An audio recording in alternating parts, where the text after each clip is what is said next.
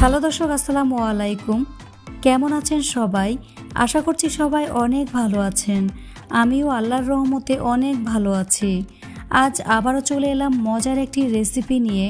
আমার আজকের রেসিপি হলো মসুর ডালের তরকা। এই মসুর ডালের তরকা ভাত, রুটি, পরোটা সব কিছুর সাথেই খাওয়া যায়। এটা তৈরি করা খুবই সহজ, খুব কম সময়ে হাতের কাছে থাকা উপকরণ দিয়ে ঝটপট রান্না করা যায়। আশা করছি রেসিপিটি বাসার ছোট থেকে বড় সবাই খুবই পছন্দ করবে আর আপনার প্রশংসাও করবে।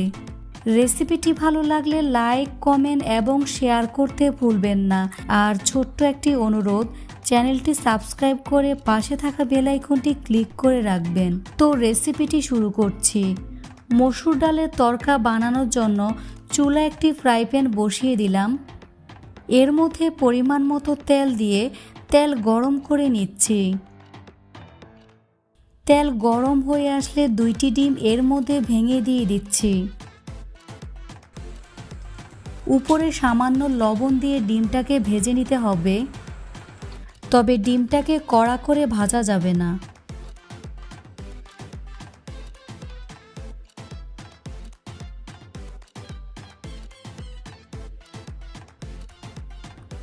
ডিমটাকে ঠিক এরকম করে ভেজে নিয়েছি। এখন একটি পাত্রে উঠিয়ে নেব। ডিম ফ্রাই প্যান থেকে উঠিয়ে নেওয়ার পর আবারও পরিমাণ মতো তেল দিয়ে দিচ্ছি।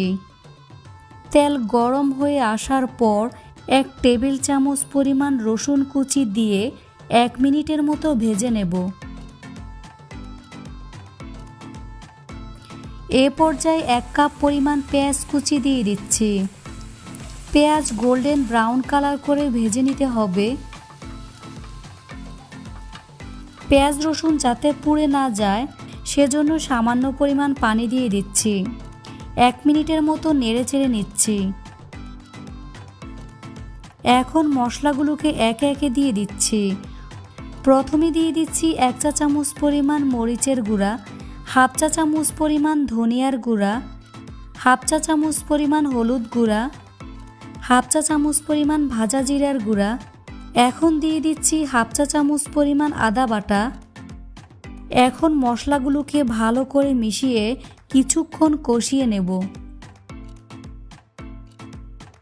মশলাগুলোকে কিছুক্ষণ কষিয়ে নেওয়ার পর দিয়ে দিচ্ছি 1 কাপ পরিমাণ টমেটো কুচি, দিয়ে দিচ্ছি স্বাদমতো লবণ। এবার মশলাগুলোকে কষাতে থাকবো যতক্ষণ পর্যন্ত মশলা থেকে কাঁচা গন্ধ না যাচ্ছে আর তেল উপরে ভেসে উঠছে।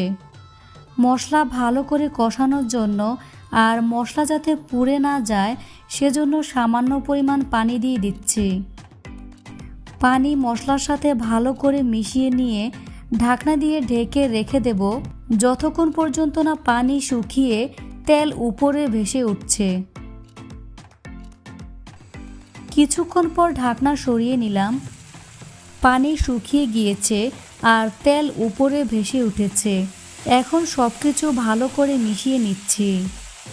এখন আমি এর মধ্যে 1 কাপ পরিমাণ মসুরের ডাল দিয়ে দিচ্ছি। এখানে আমি 1 কাপ পরিমাণ মসুরের ডাল নিয়েছি। মসুরের ডাল পানি দিয়ে ভালো করে ধুয়ে পানি ঝরিয়ে রেখেছিলাম। এখন 3 থেকে 4 মিনিটের মতো মিডিয়াম লো হিটে ঢাকনা দিয়ে ঢেকে রেখে দিতে হবে। 3 মিনিট পর ঢাকনা উঠিয়ে ডালগুলোকে সব কিছুর সাথে ভালো করে মিশিয়ে নিচ্ছি। ডাল সিদ্ধ করার জন্য 3 কাপ পরিমাণ পানি দিয়ে দিচ্ছি।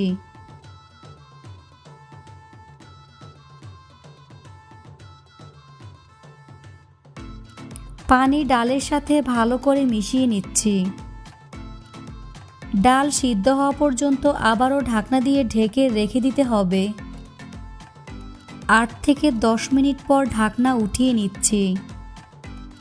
দেখুন ডাল ভালো করে সিদ্ধ হয়ে গিয়েছে। এ পর্যায়ে ভেজে রাখা ডিম এর মধ্যে দিয়ে দিচ্ছি।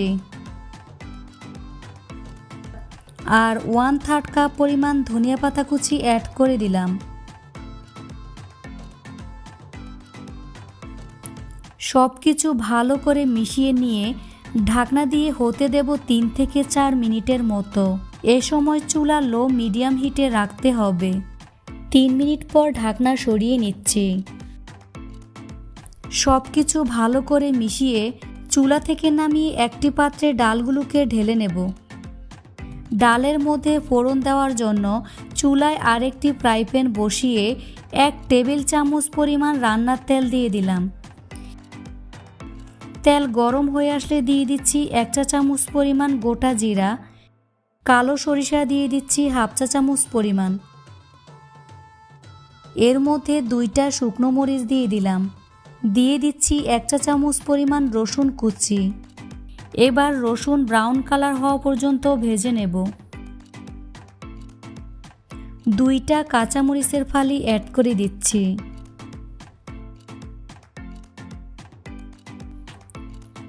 রসুনগুলোকে ব্রাউন কালার করে ভেজে নিয়েছি। এখন চুলা থেকে নামিয়ে ডালের মধ্যে ফোড়নগুলো দিয়ে দিচ্ছি। ডালগুলো আগে থেকে বাটিতে ঢেলে নিয়েছি। ফোড়নগুলোকে ডালের মধ্যে ভালো করে মিশিয়ে নিলেই তৈরি হয়ে যাবে ভীষণ মজার মসুর ডালের তরকা। এটা ভাত, রুটি, পরোটা সব কিছুর সাথে খাওয়া যায়।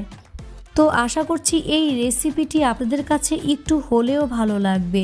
আর চ্যানেলটি সাবস্ক্রাইব করে পাশে থাকার অনুরোধ রইল।